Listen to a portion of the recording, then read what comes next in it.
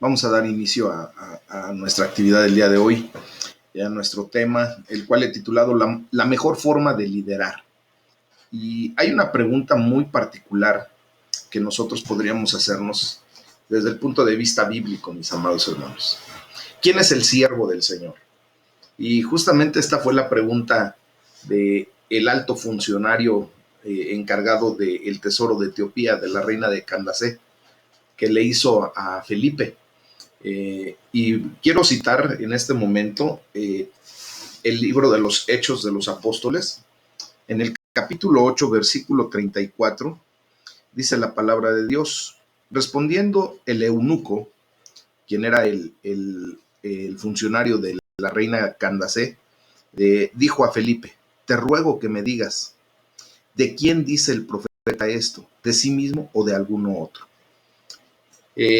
Recordemos que este hombre pues venía leyendo el fragmento o la parte de Isaías 53, en donde pues justamente es uno de los fragmentos o de los pasajes bíblicos que nos describen correctamente a nuestro Señor Jesucristo, pues como el siervo perfecto de Dios, el siervo amado por el Señor, que permitió que ustedes y yo pues tuviéramos algo espectacular, algo como lo que es simple y sencillamente es la salvación y vida eterna.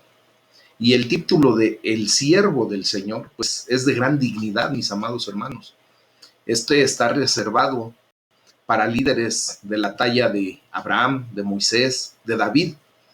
Pero fíjense bien que aún en ellos hay en el libro de Isaías 4 cánticos o 4 cantos del siervo, y se reconoce así como el siervo del Señor.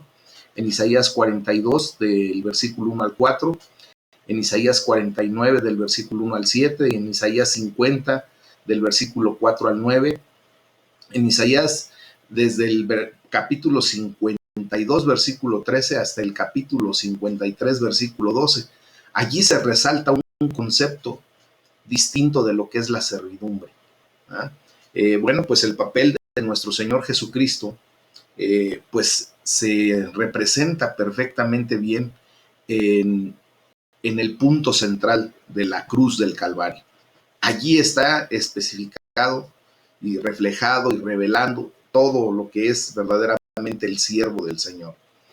Miren, quiero comentar que originalmente, al principio de todos los tiempos, pues Dios quería que todos los miembros de la humanidad, todos los seres humanos, fuésemos sus siervos. Desgraciadamente, pues sabemos lo que acontece después de la caída. Una vez que el hombre entra bajo la ley del pecado, por la desobediencia, por la rebelión, pues Dios escoge a toda la nación de Israel específicamente para que le sirviera, para que fuera líder de entre todas las naciones. Y es por eso el título de la mejor forma de liderar en este momento, ¿verdad? Entonces, quiero decirles que desgraciadamente ni siquiera la raza que Dios eligió le fue fiel. O sea, los israelitas, como hemos estado estudiando en los primeros libros de la palabra, ¿verdad? En los primeros libros de la Biblia, constante vemos la rebelión del pueblo de Israel, constantemente vemos cómo Dios los etiqueta hasta de adúlteros, de infieles, de desleales. Entonces, imagínense nada más. Entonces, aquí vemos como que el enfoque acerca de la servidumbre, de lo que Dios quería que fuéramos sus siervos, pues continuó reduciéndose de toda una nación, primero fíjense, de toda la humanidad, que Dios quería que todos fuéramos sus siervos por deseo propio, porque nos dio lo que es el libre albedrío. De toda la humanidad se redujo a una sola nación, que fue la nación de Israel. Después de toda la nación de Israel, pues se reduce nuevamente y se convierte en meramente un remanente, un resto de personas que le fueron verdaderamente fieles. Pero en última instancia, mis amados hermanos, todo esto se reduce aún más y se reduce a una sola persona que fue completamente fiel, 100% fiel. Y como les decía hace un momento, esto se muestra en la parte central, en lo más estrecho de la cruz del Calvario. Y esta persona pues fue nada más y nada menos que nuestro Señor Jesucristo. Él reveló lo que Israel, y de hecho toda la humanidad, tenía que haber sido desde el principio. ¿Ah? Él pues era un israelita enviado propiamente a Israel, que se identificaba totalmente con su nación, y sin embargo era completamente distinto de esa nación. En ningún rey, en ningún profeta terrenal se pudo cumplir la descripción que se usa en todos los pasajes del siervo, ¿verdad? Sin embargo, fíjense que en nuestro Señor Jesucristo se cumple completamente esto a la perfección. Entonces vemos cómo donde Israel falló, Jesucristo tuvo éxito.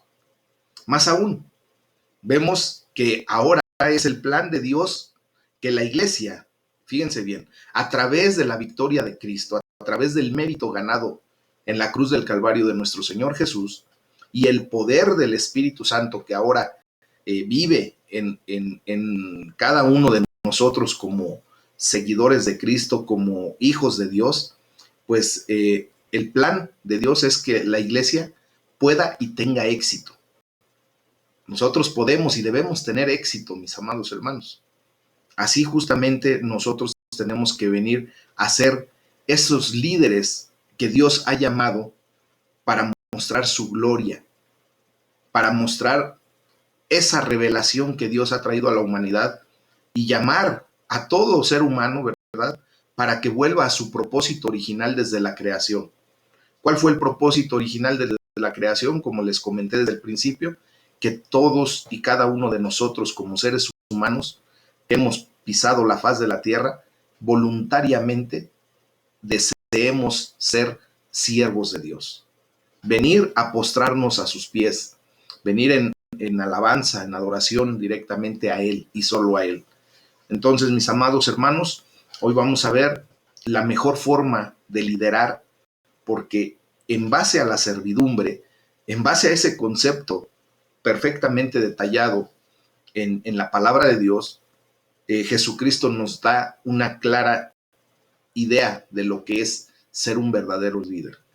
Dice, yo no he venido a ser servido, sino que he venido a servir y dar mi vida en rescate por los demás. Esto nos enseña, mis amados hermanos, que la mejor forma de ser líderes en cualquier área de nuestra vida es sirviendo a los demás. Amén. Bueno, esto nos lleva pues a estudiar ahí en el libro de los Proverbios, del capítulo 22, versículo 28 al capítulo 23, versículo 9, cómo la palabra de Dios nos enseña a usar todas nuestras habilidades de liderazgo para servir a los demás. Aquí está la clave del éxito. Dice Proverbios 22, 28 y 29. No traspases los linderos antiguos que pusieron tus padres. ¿Has visto hombre solícito en su trabajo? Delante de los reyes estará, no estará delante de los de baja condición. Capítulo 23, versículo 1 en adelante.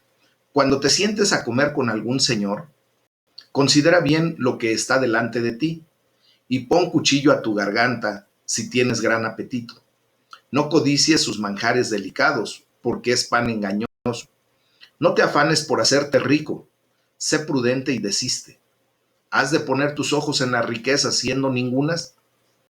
Porque se harán alas como alas de águila y volarán al cielo. No comas pan con el avaro, ni codicies sus manjares, porque cuál es su pensamiento en su corazón, tal es él. Come y bebe, te dirá, mas su corazón no está contigo. Vomitarás la parte que comiste y perderás tus suaves palabras. No hables a oídos del necio, porque menospreciará la prudencia de tus razones. ¿Qué quiere decir todo esto, mis amados hermanos? El escritor del libro de Proverbios, en este segmento, nos advierte en contra de gastar nuestra vida sirviendo a falsos dioses como la comida. Lo vemos ahí en el versículo 1, 2 y 3 del capítulo 23 de Proverbios, o a las riquezas, ¿no? Dice, no te afanes acumulando riquezas, No te obsesiones con ellas. ¿Acaso has podido verlas realmente? No existen. Es como si le salieran alas, dice, pues se van volando como las águilas. Solo dice ahí el versículo 4 y 5 que acabamos de leer. Por ejemplo, vemos bien claramente que en el billete de $1 de Estados Unidos, eh, tiene un águila. En cada billete, pues tú ves esa águila, ¿verdad? Entonces debería ser un perfecto recordatorio de esta verdad, que el dinero se va volando como las águilas, mis amados. Por el contrario, pues se nos anima a seguir haciendo lo que debemos hacer bien. Dice, ¿has visto a alguien diligente en su trabajo? Pues se codeará con reyes y nunca será un donadie. Eso lo dice el versículo 29 del capítulo 22 de Proverbios. A lo largo de los años, mis amados, tú y yo hemos visto, honestamente, cómo Dios ha llevado a posiciones de influencia a aquellos quienes empezaron a servir calladamente, de forma humilde y hasta muy disimulada, la forma en que servían a los demás. Pero curiosamente, aún en esa humildad, en ese servicio a lo callado, a lo tranquilo, disimuladamente, pues realizaban con gran habilidad el trabajo que venía a dar servicio a los demás. Yo he sido testigo, mis amados hermanos, y hoy quiero honrar a todos nuestros servidores que han apoyado en la iglesia, que la verdad hacen su trabajo de una manera humilde, callada, hasta con disimulo, pero pretenden que prácticamente nadie los vea cuando están haciendo sus trabajos.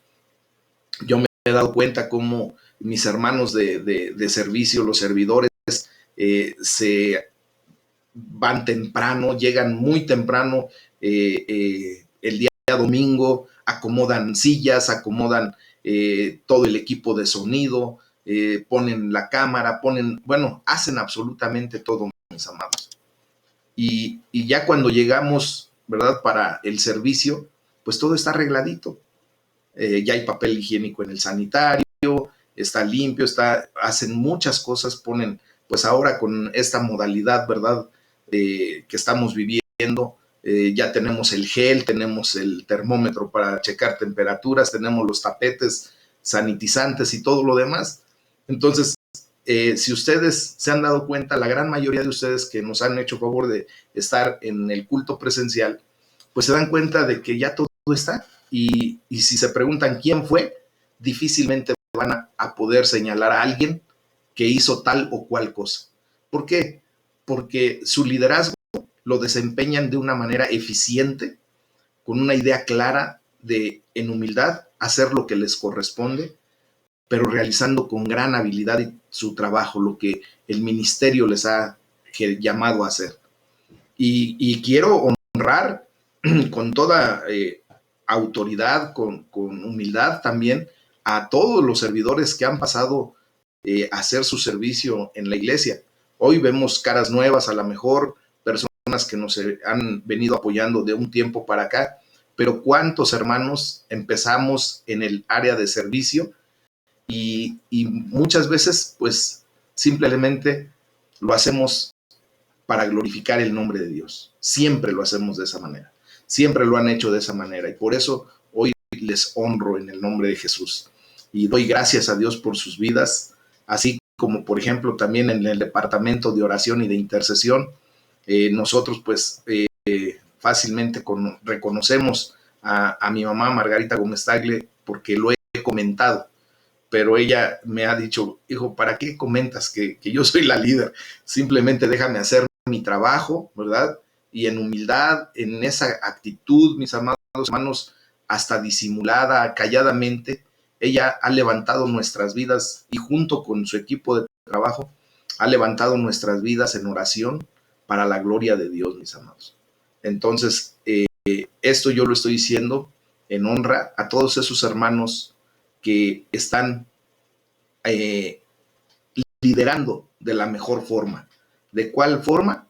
Pues en servicio, en humildad y en una idea clara de glorificar al nombre de Dios por el el trabajo que Él les permite hacer para Él primeramente y para nosotros como personas.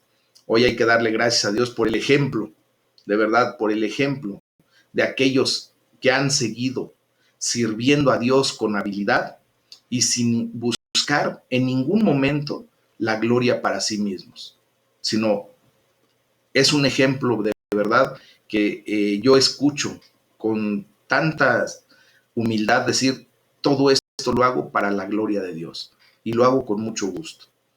Hay que darle gracias a Dios por haber suscitado, ¿verdad?, a tales personas como ejemplos para todos nosotros. Hoy lo estoy diciendo abiertamente, mis amados, para que sea ejemplo para todos los demás, que en donde estemos, en el lugar a donde Dios nos ponga, ejerzamos un liderazgo correcto y de qué mejor manera que sirviendo. Esa es la manera en que Dios nos ha llamado a servir, a liderar, ¿verdad? Entonces, esto pues nos lleva a seguir estudiando la carta a los Gálatas en el capítulo 3 del versículo 10 al 25. Y aquí se nos enseña a agradecer a Dios el acto definitivo de liderazgo como siervos de Jesucristo.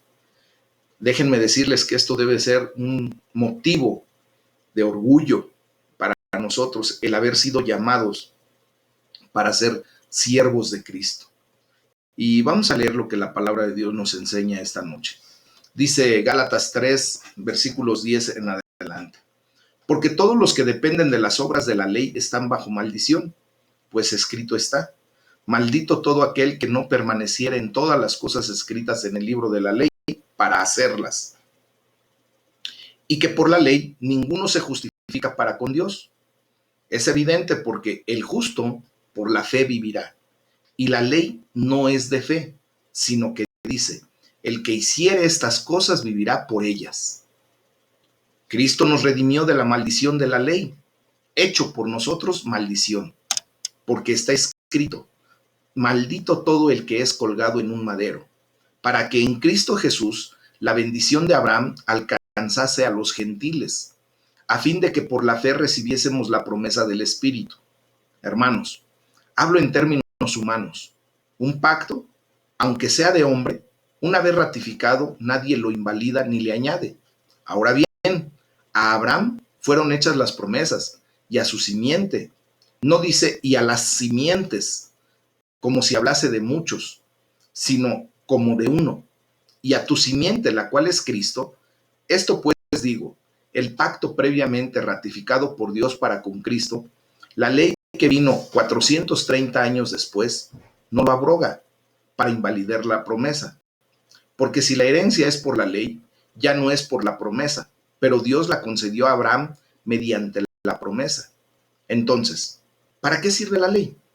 ¿Fue añadida a causa de las transgresiones hasta que viniese la simiente a quien fue hecha la promesa y ordenada por medio de ángeles en manos de un mediador? Y el mediador no lo es de uno solo, pero Dios es uno. Luego la ley contraria a las promesas, contraría a las promesas de Dios en ninguna manera, porque si la ley dada pudiera vivificar, la justicia fuera verdaderamente por la ley. Mas la Escritura lo encerró todo bajo pecado, para que la promesa que es por la fe en Cristo, en Jesucristo, fuese dada a los creyentes. Pero antes que viniese la fe, estábamos confinados bajo la ley, encerrados para aquella fe que iba a ser revelada. De manera que la ley ha sido nuestro ayo para llevarnos a Cristo, a fin de que fuésemos justificados por la fe. Pero venida la fe, ya no estamos bajo ayo. ¿Qué quiere decir todo esto?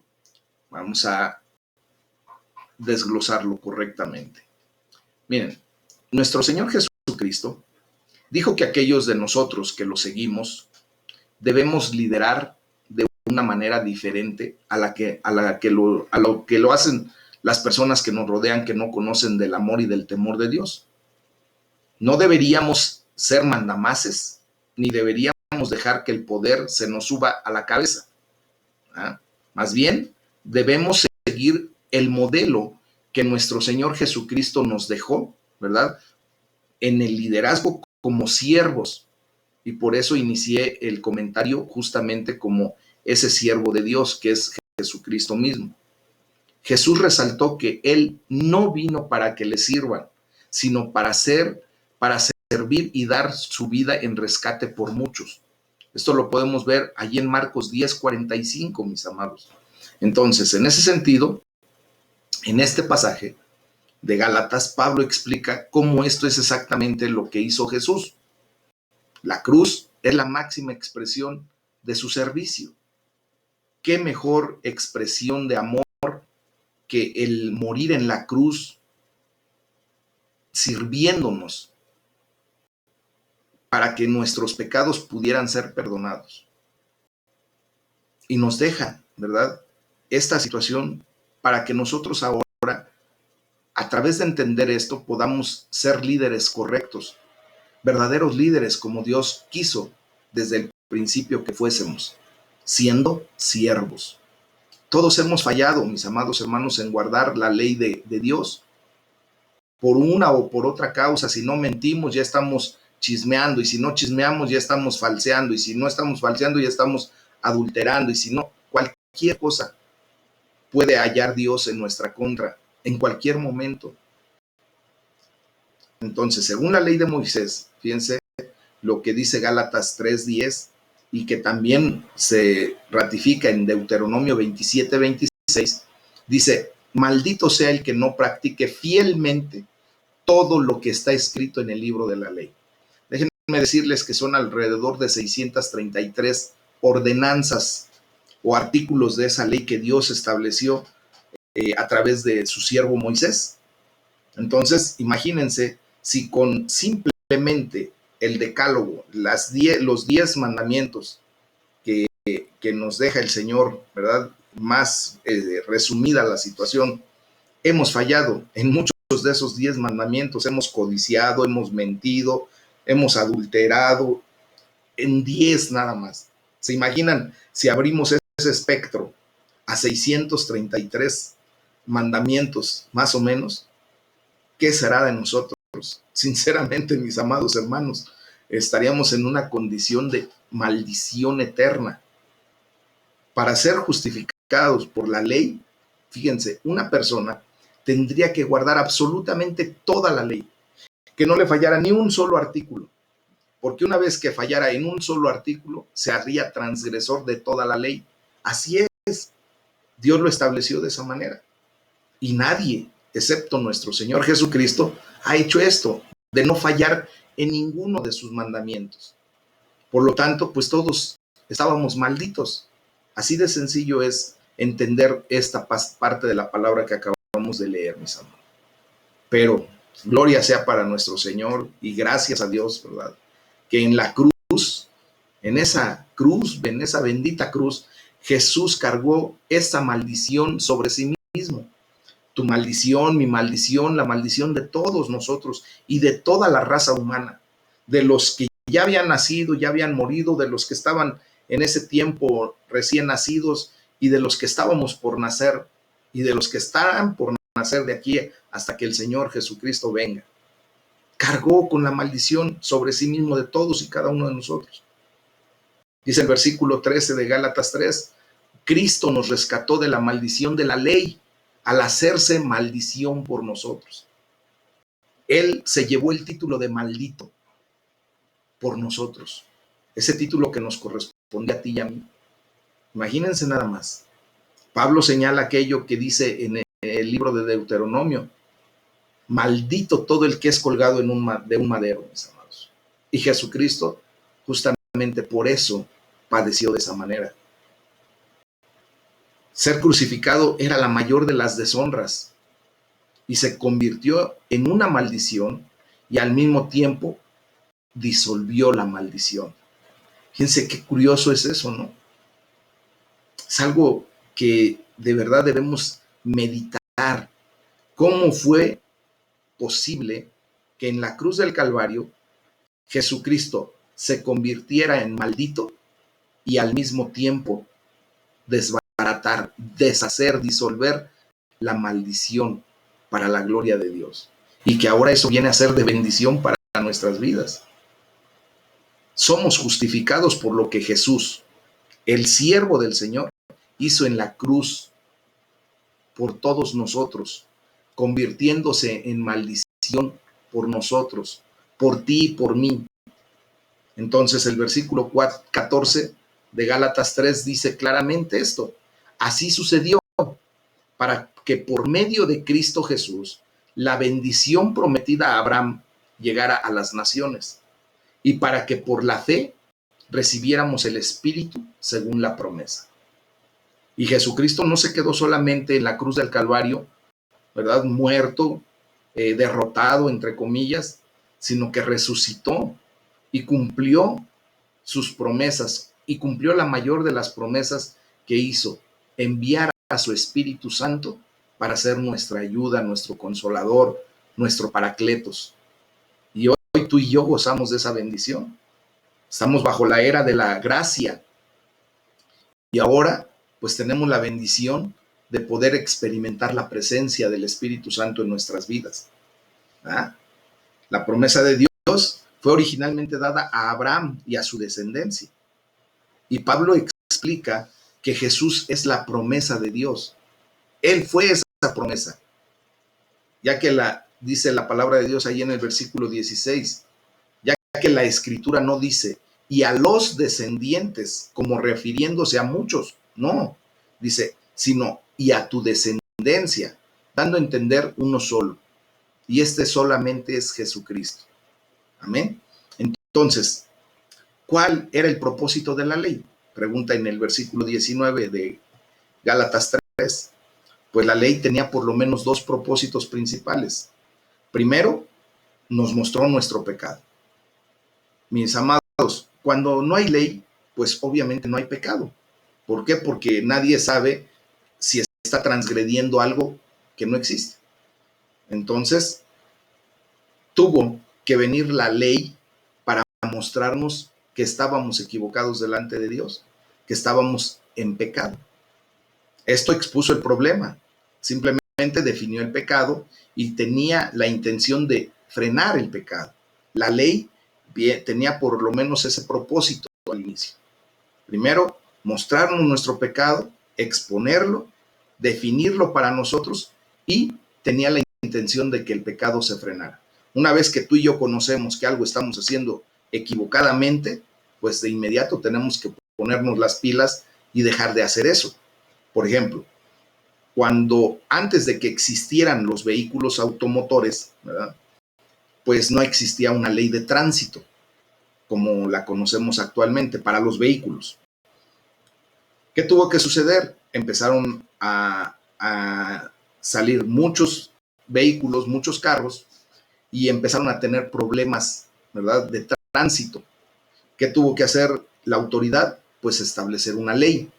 Y una vez que se estableció la ley, pues entonces ya se conocían las faltas que se podían cometer y las que no se cometían, así de sencillo. Entonces empezaron a existir semáforos, empezaron a existir pues señalamientos específicos. Sin la ley, aun cuando existieran los semáforos, si la gente no sabía, pues simplemente para qué estaba un semáforo allí, podía ser una luz cualquiera. Pero la ley especifica que el semáforo cuando está en luz roja tiene que ser respetado y se tiene uno que frenar completamente esperando a la luz verde para continuar. Y de esa manera empezó a haber pues un tránsito cada vez mejor, ¿ok? Bueno, entonces la ley expone el problema, lo define. ¿Cuál era el problema? Que ya los carros iban y venían y constantemente tenían accidentes y define esa ley el problema. ¿Y cuál fue la intención de esa ley? Pues frenar esos accidentes al provocar que en las esquinas, ¿verdad?, hubiese un método de semaforización para efecto de que los vehículos tuvieran un tránsito ordenado y de esa manera frenar los accidentes. Así es como opera la ley para nosotros. Ahora, el segundo propósito principal de la ley, que es la que apunta a nuestro Señor Jesucristo. La ley apunta directamente a Jesús. Está destinada a revelarnos y a llevarnos directamente a Cristo. La ley, dice la palabra de Dios ahí en el versículo 24, fue como los tutores. Un ayo es un tutor o un maestro. Uh-huh. Esa es la traducción directa de la palabra ayo. Dice, la ley fue como los tutores griegos, con los que ustedes están familiarizados, dice Pablo, quienes escoltan a los niños a la escuela y los protegen del peligro o de la distracción, asegurándose de que los niños lleguen realmente al lugar al que se dirigieron. Entonces, la ley, como ayo, como ese tutor, nos lleva de la mano hasta Cristo, por quien somos justificados por la fe. Eso lo dice el versículo 24. Por eso necesitábamos de la ley, para que nos llevara de la mano, entendiendo nuestra condición pecaminosa hasta los pies de Cristo. ¿Para qué? Para obtener allí la justificación, por fe. Para poder decirle, Señor, hoy te reconozco como mi único y suficiente Salvador, como el Señor en autoridad de mi vida, y te pido perdón por mis pecados. Y entonces esa fe viene a darnos salvación y vida eterna. Jesucristo, el servidor supremo del Señor, al convertirse en una maldición por todos nosotros, pues ha quitado la maldición de la ley. Por su muerte justificó a muchos. ¿A quiénes muchos? A todos y cada uno de nosotros, fíjense. Tú y yo ahora somos librados o liberados de la ley para ser un siervo del Señor.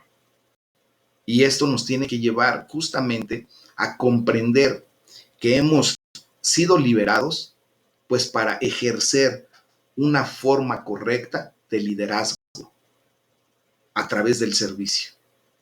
¿Quieres tú ser un verdadero líder? Sirve a los demás. ¿Te das cuenta? Pues Dios nos ha enseñado eso.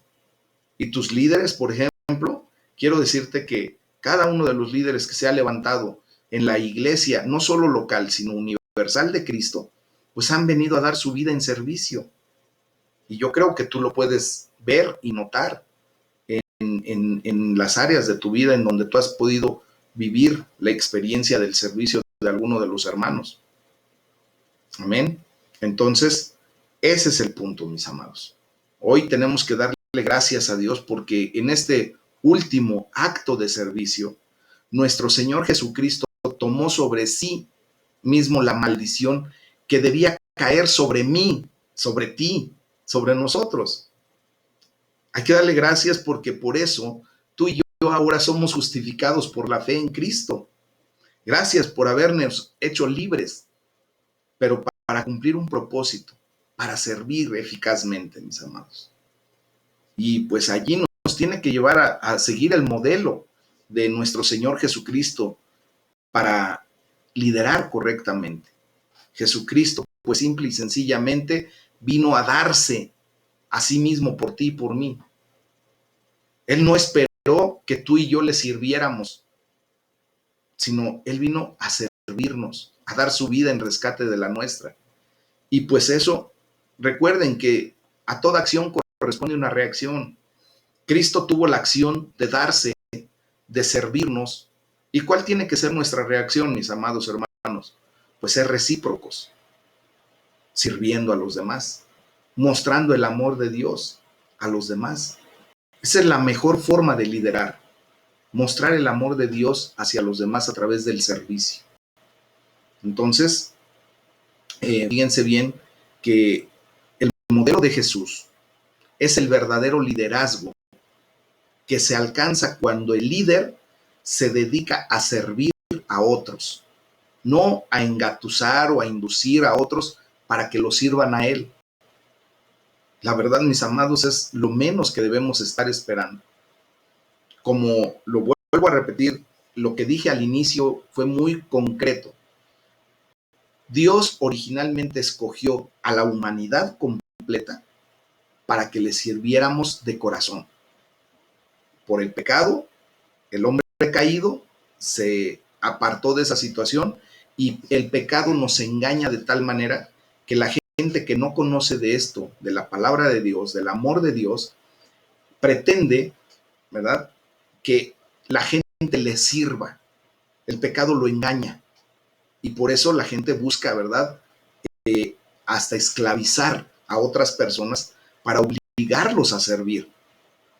Tú y yo, pues venimos a una condición diferente. Bueno, después escogió al pueblo de Israel para que fuera su siervo, sirviendo a su lado, mostrándole a toda la demás humanidad que el servicio era lo más correcto, que era el propósito que Dios estableció para la vida del ser humano. Y hizo una promesa de darles fuerza y ayudarles. Pero vemos cómo el pueblo de Israel fracasó y se convirtió en parte del problema. Y miren, mis amados hermanos, nosotros, antes de venir a los pies de Cristo, antes de comprender todo esto, pues éramos unas personas completamente demandantes. Queríamos que todo mundo nos sirviera. Y hagan una reflexión y díganme si estoy incorrecto en este comentario. Antes de venir a Cristo queríamos que todo el mundo nos sirviera. Y de esa manera pues queríamos subyugar a los demás. Entonces nos convertimos en personas demandantes, altamente demandantes. Queríamos que nuestra pareja, nuestro esposo, nuestra esposa nos sirviera completamente a nosotros. Queríamos que, es más, ya cuando nuestros hijos tuvieran la edad suficiente para servirnos, se esclavizaran para nuestro servicio. Y a todo mundo lo queríamos esclavizar para nuestro beneficio y nuestro servicio. Bueno, cuando nosotros recibimos a Jesucristo y entendemos todo esto, hermanos, lo que nos queda por hacer es dejar de ser entes demandantes para ser entes ofertantes. Tú y yo en Cristo tenemos ahora la gran bendición de poder ofrecer antes que demandar. ¿Qué quieres que yo haga por ti? ¿En qué puedo ayudarte? ¿Cómo puedo servirte? Eso es lo que tú y yo tenemos que aprender de parte de Jesucristo como ejemplo claro para nuestras vidas. ¿Tú te imaginas que la humanidad, toda la humanidad, es algo utópico para nuestro pensamiento, pero Dios así lo pensó? Imagínense que toda la humanidad, en vez de exigirle al otro, haz las cosas por mí, para mi beneficio, como mi esclavo, ¿qué pasaría si toda la humanidad dijera, ¿en qué te puedo servir? ¿Cómo te puedo ayudar? Seríamos algo completamente diferente. Seríamos para lo que Dios verdaderamente nos creó. ¿Ustedes se imaginan qué calidad de seres humanos seríamos? Hoy, en el nombre de nuestro Señor Jesucristo, pues estamos llamados a hacer eso, a poner nuestro granito de arena. Haz tú lo que te corresponde. Sé una persona que ofrezca, un ofertante, lejos de ser un demandante. Miren, voy a poner este ejemplo y con todo el amor y respeto quiero que lo tomen. Cuando un bebé está recién nacido, sí o no demanda absolutamente todo. Pide a gritos, quiere que le den la comida a tiempo, quiere que lo cambien pero de inmediato. Demanda y demanda y demanda atención, demanda tiempo, demanda esfuerzo, demanda hasta noches de vela, de insomnio por estar cuidando al bebé. Pero una vez que empieza a crecer, mis amados, pues empieza a autovalerse y empieza él a hacer varias cosas, ¿verdad? Si uno le enseña correctamente. Cuando sigue creciendo, posteriormente llega el punto en el que esa persona empieza a ofrecer, ya no demanda. Por ejemplo, yo he visto en muchas casas cómo a los niños los empiezan a enseñar a poner los manteles en la mesa para comer y empiezan a servir. Y por ahí la mamá le dice, ponte la mesa completa porque ya vamos a comer. Y el niño se dispone y viene y pone los platos, pone el servicio completo y ya se sientan a comer. Y empieza a dejar de ser demandante para ser ofertante. Y si tú sigues, y si estas personas siguen educando correctamente a sus hijos y los enseñan, va a llegar el momento en que como persona adulta, se emancipa del seno familiar y lejos de estar todavía demandando que le ayuden para la escuela, que lo mantengan, que sea como un nini, empieza a ofertar.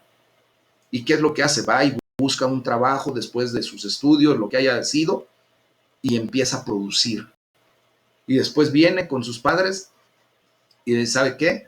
Ya tengo una condición diferente, ahora ¿en qué les puedo ayudar? Y se convierte en una persona dadora. Ese es el ciclo de un ente sano, de un ser humano sano. El grave problema es que desgraciadamente muchos se quedan enfermos, no se desarrollan correctamente, porque tristemente desde mamá y papá los quieren mantener en una condición de que todo les dan. Y los quieren tener ahí bajo sus alas, como las gallinas, ¿verdad? No quieren que se les vaya ninguno de sus polluelos. Y podemos ver a baquetones de 50, 40 años que todavía están bajo el cuidado de los padres, demandando y demandando y exigiendo. Esos son personas enfermas, mis amados hermanos, con todo el respeto que me merecen. Es gente que ya debería de estar ofreciendo. Y tristemente vemos cómo los padres somos los promotores de esa condición. Y perdónenme si les estoy pisando algunos callos espirituales a algunas familias, pero es verdad. Hoy en el nombre de Jesús, por favor, permitan que la gente crezca, que la gente se convierta en ofertante. ¿Y cómo les vamos a enseñar? Empezando por nosotros. Amén. Y vamos a ver una sociedad, una familia cambiada completamente por el amor de Dios para ser para lo que fuimos llamados. Entonces, en ese sentido, mis amados hermanos, nosotros tenemos que llegar al punto de ver cómo nuestro Señor Jesucristo, ¿verdad?, cumple a cabalidad ese punto esencial. Siendo el Dios Todopoderoso, dice, yo no vine a ser servido, vine a servir y a dar mi vida en rescate por muchos. Entonces, tomemos esta condición. Dios está transformando nuestras vidas. Dios nos ha llamado de la oscuridad, del pecado, de ese mundo de tinieblas en donde vivíamos. Nos ha llamado a su luz admirable, a su reino. ¿Para qué? Pues para que ahora nosotros seamos la sal y la luz de este mundo, para que la gente vea que hay un Dios verdadero, que hay un Dios vivo que tiene la capacidad de transformar. Si ustedes y yo, pues durante mucho tiempo equivocamos nuestra forma de hacer las cosas, porque no teníamos el conocimiento, porque pues simplemente fuimos educados a lo mejor de esa misma manera. Es tiempo, mis amados hermanos, de hacer caso a las palabras de nuestro Señor Jesucristo cuando dice, habéis oído que en aquel tiempo se hacía de esta manera, mas ahora yo les digo, se tiene que hacer a la manera en que es correcto. El habéis oído quiere decir exactamente, ustedes fueron educados, fueron acostumbrados a hacer esto, pero ahora yo les digo, ese ahora yo les digo quiere decir, hoy quiero que aprendan de la manera correcta. Si tú y yo fuimos educados, fuimos enseñados de una manera en que desgraciadamente nos convirtieron, es más, a nosotros mismos en personas demandantes durante mucho tiempo, pues hoy el Señor nos está llamando a que aprendamos o reaprendamos de Él a ser gentes ofertantes. Y esta es la mejor manera, mis amados hermanos, de ejercer un excelente liderazgo. Enseñarle a los demás a ofrecerse, a decir, ¿qué puedo hacer por ti? ¿En dónde puedo apoyarte? ¿Qué puedo verdaderamente aportar para que tú puedas tener una condición de vida diferente? Y en ese sentido, en lo que mejor podemos aportar, mis amados hermanos, es en el área espiritual, llevándoles la palabra de Dios, siendo siervos útiles para llevar un día fruto y fruto en abundancia a los pies de Cristo. Amén. Entonces, vamos a darle la gloria a Dios, vamos a decirle al Señor, gracias porque solo tú cumpliste perfectamente aquella profecía y porque no darás tu gloria a otro. Gracias porque has venido a ser un modelo de humildad, de dulzura, de servicio. Gracias por llamarnos también a ser siervos del Altísimo. Ahora solo te pedimos, Señor Jesús, que nos ayudes a seguir tu ejemplo, que nos des la fuerza, que nos des la entereza, la valentía, el arrojo para seguir tu ejemplo.